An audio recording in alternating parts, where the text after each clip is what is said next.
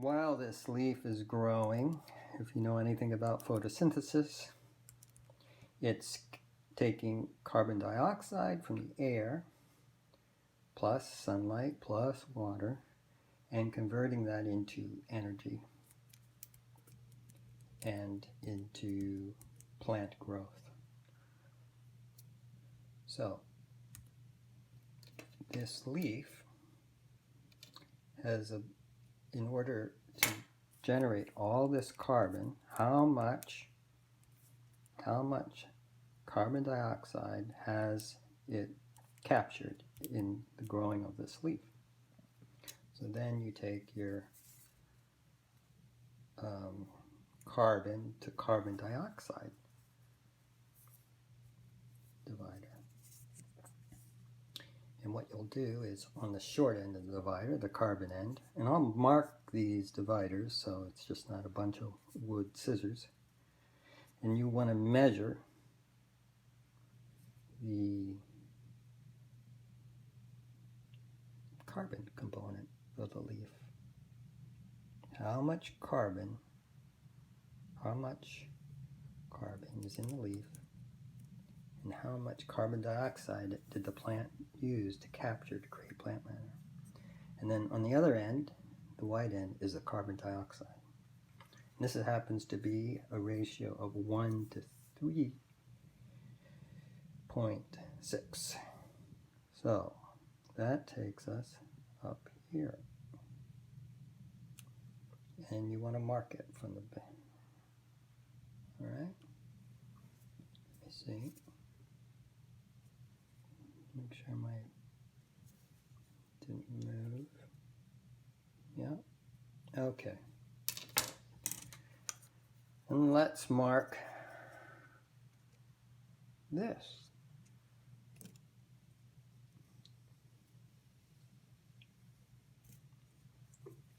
And this is CO2,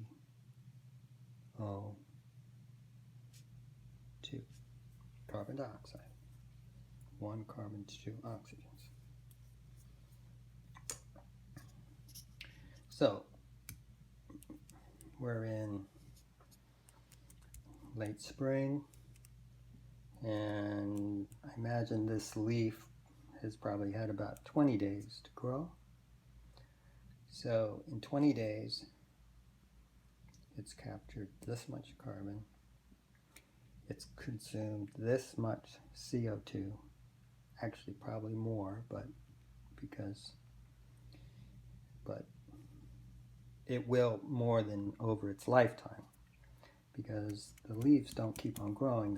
They grow to a point and then they stop growing, but they'll keep on growing till it's amazing actually how big a leaf might grow on the right conditions. So we can give this a 20 days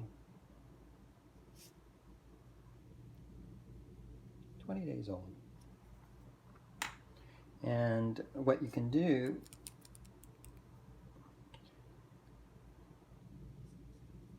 is, what's also interesting about this relationship is, if you were to burn this leaf, it would generate this much CO2 into the atmosphere.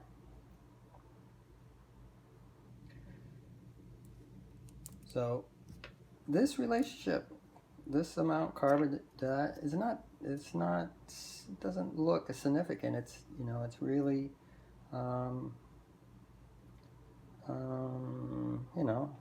doesn't look outrageous. But photosynthesis, the process happens very slowly. This took 20 days for this leaf to grow this size, to capture this much oxygen. But when we burn it, this takes perhaps a minute. So in a minute's time, the CO2 will be released. So the next question that I've answered is, and it's actually on this caliper. And this is a fix, so these are all fixed, the ratios are fixed, but this last caliper will be a sliding caliper. But you can't go above, you won't be able to run it up here because this is the carbon component. but you'll be able to slide it all the way around. And like this one, you'll be able to get a variation of ratios. And so what I'm hoping is when you take this one, the carbon to carbon dioxide, and you flip it over, it will have the notation about equivalence. So what you'll do is you'll measure this amount of carbon, and then on this wide side, it doesn't even fit in the, can't even make it fit in the camera view. So right here on this wide side will represent the amount of leaves it will take to absorb this amount of carbon in 1 minute. And so far, I've calculated it's about 6,000 leaves of this particular size. Now, I'm going to have those numbers confirmed by the time I put this together. And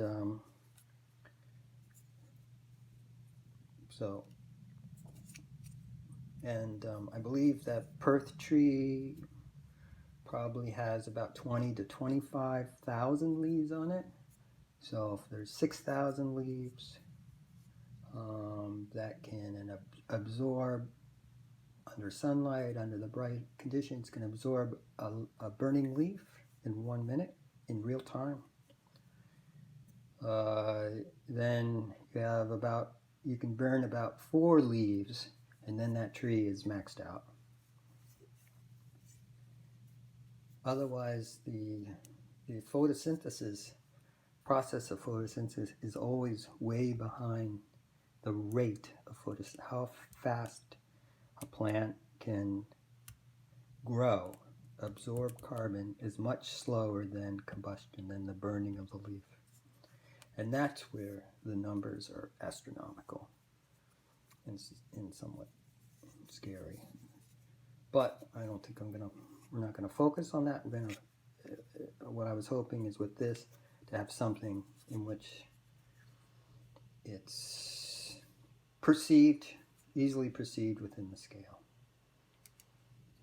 of looking at that tree, comparing this to the tree on Perth with the leaf. So I don't know if I did this very well. I can actually calculate the weight of this carbon. This shows everything in ratios, but with a scale, and determine in 20 days how much carbon is absorbed each day, or in just approximation to gain this size of leaf. So and I can do that with a scale pretty easily. And what that would entail is basically cutting this, weighing this on a scale, deducting about 75% water from the weight of this, and that should be a pretty close approximation of the amount of carbon in the leaf.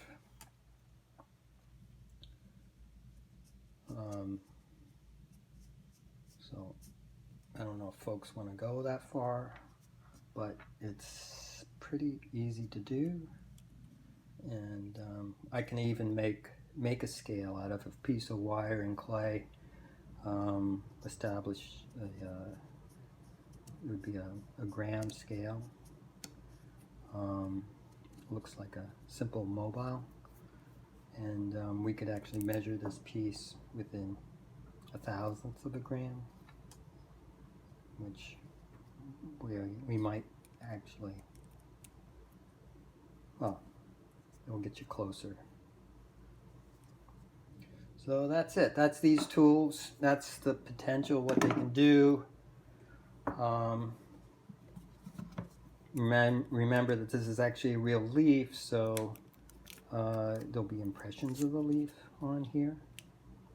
But the clay, because this is this clay, it's sticky, so it will stay there, stay in place. If folks wanted to take a picture of this, and then another student will do whatever, or somebody else will explore something completely different with the clay tablet, or do a new leaf. But anyway, so I don't know if you could see this, but sort of looks like a Mondrian of the elements that make up a leaf to make a nice stained glass window.